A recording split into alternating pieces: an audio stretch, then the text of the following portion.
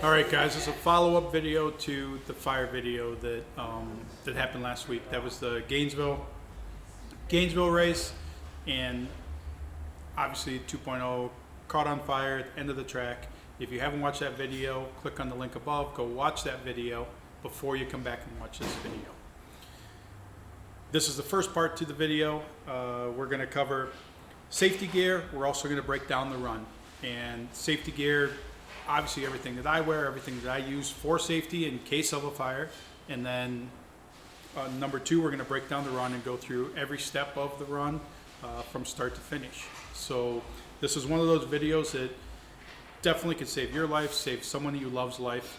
This is an important video to watch. Do me a favor, expand the screen, get rid of the clickbait on the corners so that you watch this video and you listen to the information that we cover, because I'm telling you, like, once again, this can save yours or someone else's life. Thanks for watching, guys.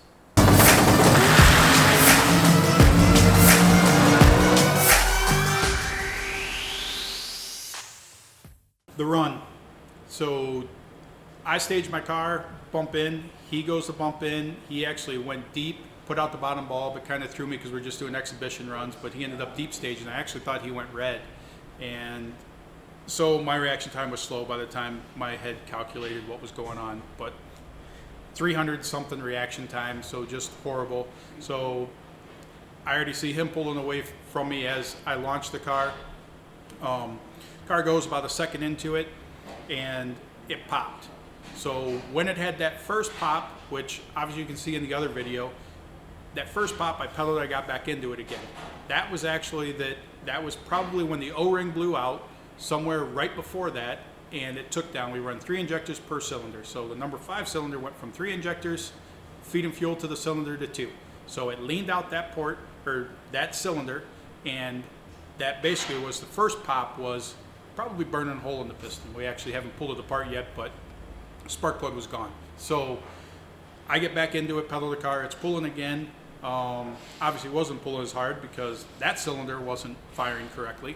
And get out there a little bit further, it pops again. So when it pops that second time, I really know something's wrong. And obviously, I mean, that's when I basically get out of it completely, shut the car off, or actually it might have stalled at that point in time, and get ready to start to come to a stop.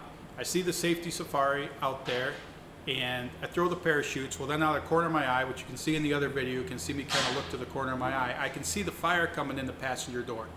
Obviously, the fact that I can see the fire means something else is burning, because methanol you can't see burn. So we're going to show you a couple little things there with a methanol fire. It's okay, guys. It's just a wreck. Ricky can handle it. It's all right. You're safe. You're safe. We got you. We're not on fire. I knew it. You're lying. I'm burned. I'm on fire. I mean, he's running around like he's on fire. Apparently one of the crew members is on fire. He is running around, dancing around. He needs help. They're looking for help for him. Rick Mears is out of the car. Apparently a fire on Rick Mears. Just a few moments here at Long Beach. A problem in the pits. Dale Coyne, the number 19 car. A fire back in the engine compartment as Coyne bails out of the car. He might be hurt. No, he stands up. He appears to be all right. The fire is out on that stock block engine, but he says, no, it's still burning behind me. That's that alcohol, Paul. You can't see it burn, and those firemen just have to learn that. But you know, for a while, Dale didn't even know what was wrong, but he does now. But methanol burns so clean that you can't see it. It's basically clear. All you can see is a heat signature on it. So as I'm coming to a stop, I see the safety safari, and I'm like, okay, well, I need to stop as close to them as possible. At this point, I'm still thinking it's minor, that they can come, just spray it out like a header fire, out the exhaust, something more basic, or a little bit of an oil on fire, something that would be easy to put the fire out. As I'm coming to a stop, then I notice the windshield in front of me starting to curdle. So when I see that starting to curdle, then I know that it's obviously a bigger fire than what I initially thought that it was. So as I'm coming to that stop, it pops again. But when it pops again, as we know now, that was the fuel cell explosion. So basically at that point in time, what had happened is you have 150 psi fuel pressure. When the O-ring pushed out, all that fuel from the mechanical pump is pumping, and it's spraying it everywhere. So more than likely the first one was a lean out, that was a pop from the engine. The second one was the methanol that has been blown all over the place inside the engine compartment catching fire. As I'm coming to a stop, the third one would be that the fire actually made its way up the vent tube of the front fuel cell and lit the fuel on fire that was in the fuel tank. So then, when that happened, that exploded, and that dumped 5 gallons of methanol directly on the car and everywhere. So now that methanol is burning. Obviously, you can't see it. Once again, I'm seeing the front windshield curdle, so I know that definitely there's a fire and I need to get out of the car. So I don't panic. I follow my shutdown routine with it. I make sure to kill.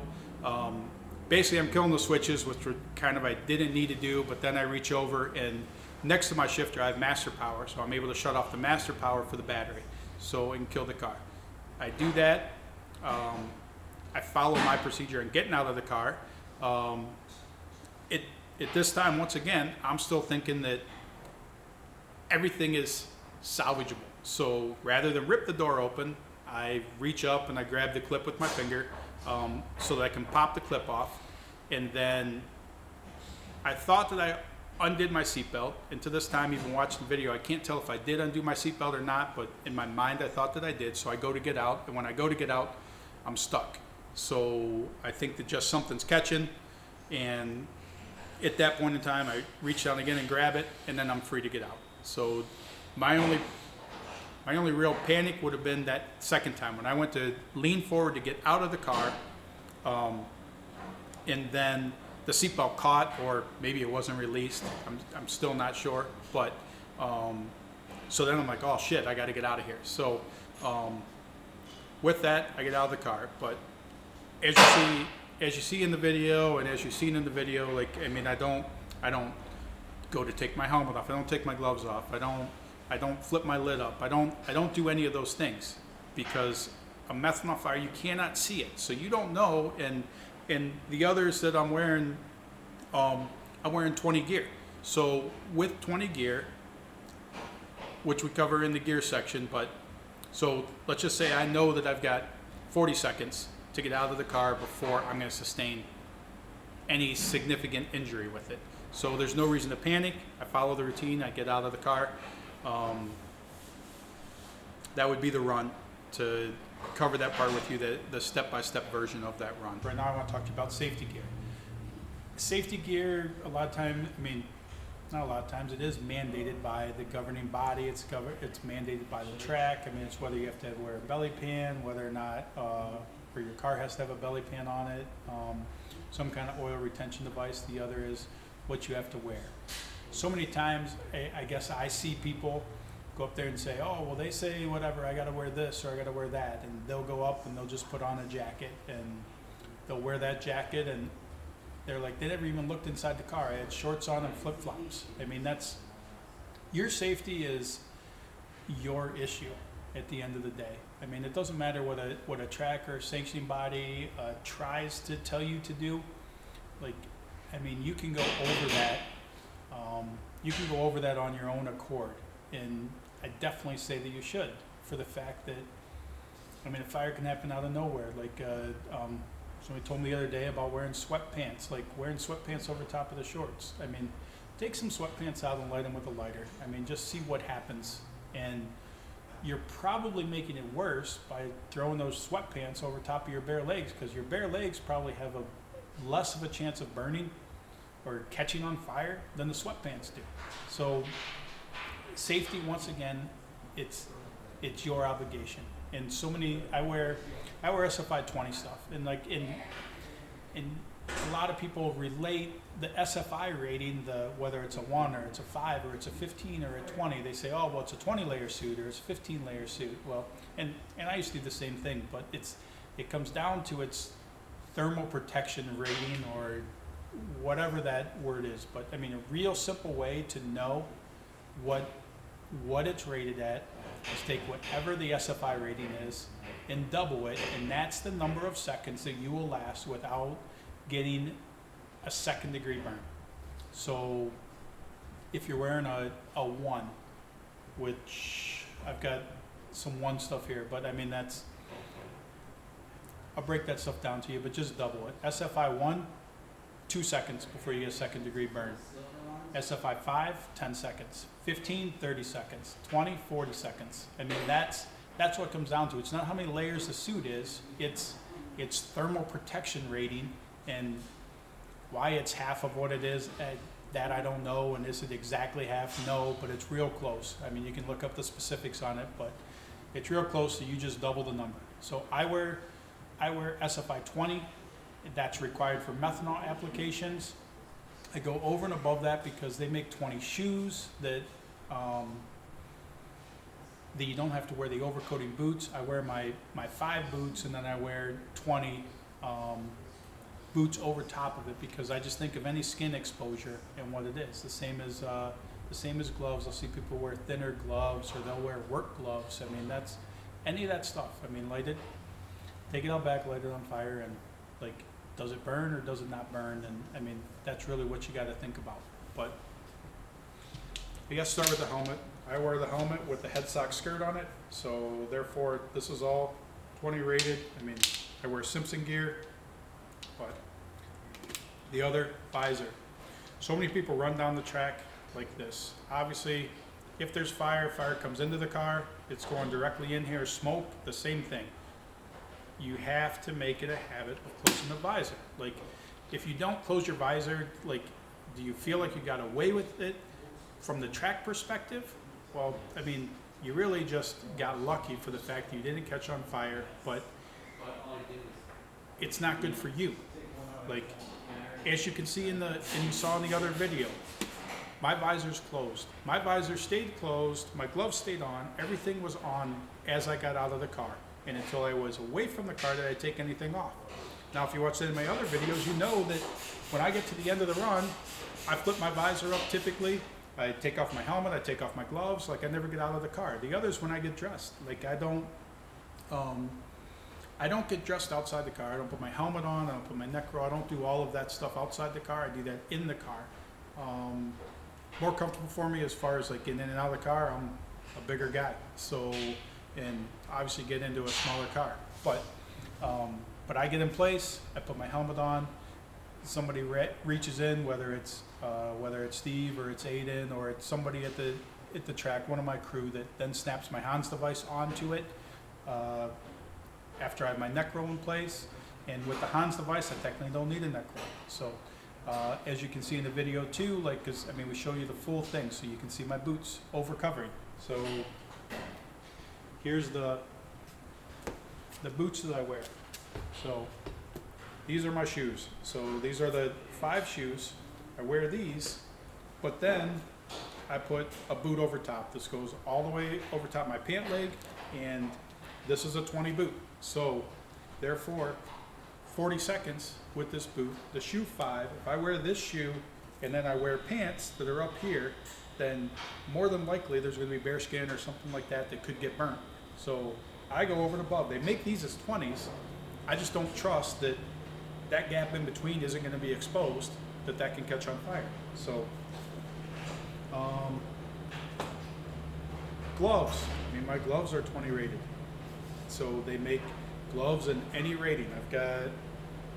These are some single layer gloves. I actually, I got these down in Florida when I was at the Cletus race or whatever, the La Mullet's race. But these, I mean, they're great in a situation, but these are not gonna withstand fire for a very long time. I mean, these are probably 1s or 3s. Well, these are 5, so 10 seconds for these gloves, 40 seconds for these gloves. So just think about that and say, okay, well, how long do I possibly want to make sure I survive a fire? And would I rather survive it for 10 seconds or would I rather survive it for 40 seconds? Make sure you make those decisions with it. Neck roll.